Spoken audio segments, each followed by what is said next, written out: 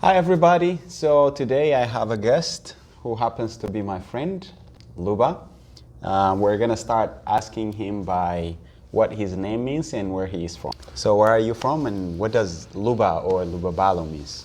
Well, I'm from South Africa, Cape Town, South Africa. My name means grace. Oh, Grace. Yeah, I yeah. can see that. Okay. Well, that's what everyone says.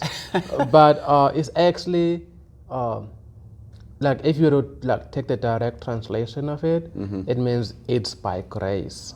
Lubabalo. Oh, okay. Yeah. Lubabalo. Yeah, Yeah. that sounds nice to the mouth when you say it. It does, and also like it's names in our culture have meaning. Yeah. So our parents, try to give us names that means something. Yeah. Now whether we live, Just by our like name my or to name. fulfill it, Yeah. that's up to each individual. It's a typical, yeah. Okay. So you're from South Africa. So what is the most stereotypical thing that you have ever come across here in America interacting with people who don't know anything about Africa or South Africa or anything like that? I think phew, I think like for me would be like people like assuming that the price of how intelligent you are just by how you sound when you speak English. They confuse like the command of the English language with intelligence. So that's been like the most like a kind of a stereotypical thing, as Yeah. if like Africans are not supposed to speak English or Yeah. they're not supposed to speak it well. Yeah. I think that's been like the most stereotypical thing so far for me. Yeah. What was the second part of your question? I'm sorry. What was the image of America you had? Oh, okay. And then yeah, when yeah, you came, how did you find it? yeah. So it's actually interesting because like long before I came to the US, I came here in October 2013. For like 5-7 years or so before then, I worked for this nonprofit that was started by South Africans and Americans back in Cape Town. And so we were, I mean, like most places in our continent, were like really fully exposed to American culture and whatnot. And so on top of that, we lived with them, we worked with them, we did everything with Americans. And so by the time I came, it was kind of like I pretty much know what to expect. Even though like it's just knowing from hearing your friends or your American friends.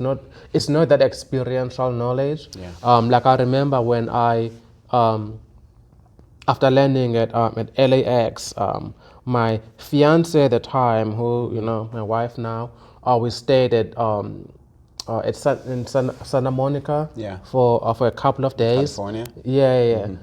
Just after landing, and I remember day one, just landed, freshened up, and so you go out for dinner, and we're about to like cross the street, and then like we had to wait for the light to turn, like the white man, so that you can walk.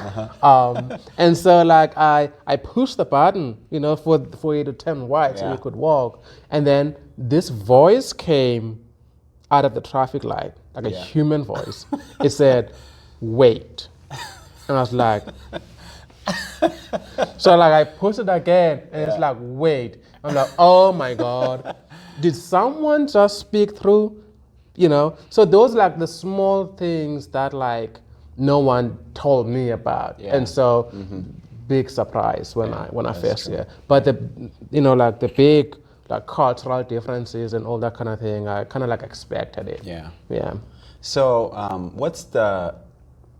if you're given two things, I know you miss your family and friends, but what is one more important thing that you really miss from back home in your culture, country? man? Like, like I come from a very communal culture, whereas here is pretty individualistic. And so like I really miss that, like neighbors knowing each other. In fact, the whole neighborhood, everyone knows each other. Yeah. And we all hang out, we all, know everything about each other, and we all look out for each other. Whereas here, like, I don't even know my neighbors. That's true. Me neither. Yeah, and so like that's, for me, like that's the one thing I really miss about home. That togetherness. Like family-like thing, even though we were not like blood family or whatever. I mean, it's kind of hard to get over that, when that's been such a huge part of your life. Yeah. Yeah. And living in America, how long have you lived in America? So since October 2013. Okay. Almost 7 years. Yeah. Okay. So what is the most challenging part for a South African, or maybe you living in the United States? I think for me, like, it's just like the most challenging part for me is the culture here, like the like the work culture, like the fact that like people work such long hours, multiple jobs, and you still don't see the fruits of your labor at the end of the day. It's like, it's just work. You don't have time for anything else. You just work. And then like, when it's all said and done, there's just nothing to show for all that kind of work. Whereas like where I come from, we all work 40 hours a week, and at least like at the end of the day, you can see, okay, this is what I've been working towards. We are able to save a little bit or whatever. But here, I don't know, man, where the money goes to. You just work, you get paid, but then before you even know it, it's like it's all gone. It's gone, that's true. Yeah. So time controls people and what you do here. Yeah. Maybe, I can't speak for everybody, but in my country, and maybe you agree with me, people control time. Right. After work, you do whatever you want after that. Yeah, man, that's the thing. Like, so we have a saying, in fact, the whole continent, that like, like if I were speaking to someone from the Western culture, so I would say, you have the clock and we have the time. Yeah. and that's like one of the biggest differences. Like we have time, like for us, 24 hours is like a long period of time. Whereas like, in the Western culture, the US, people are like, they follow the clock.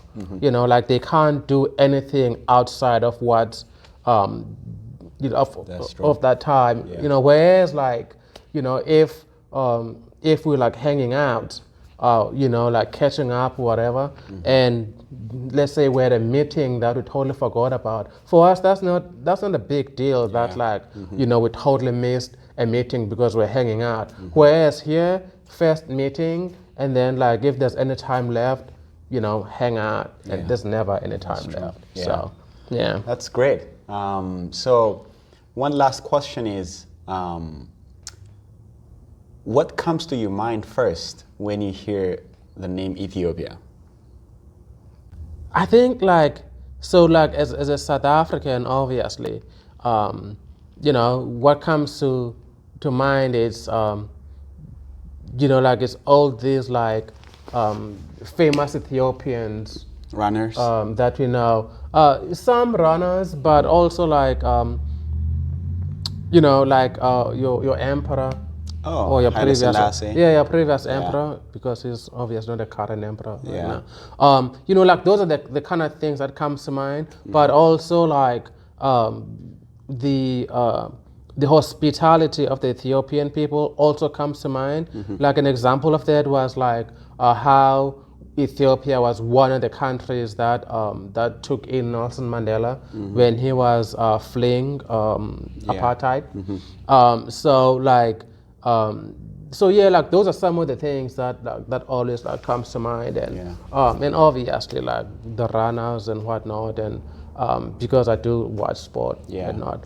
I mean like we had a lot of Ethiopians in South Africa too. Yeah, that's true. Like some of the great people that I came across, and they're very resourceful.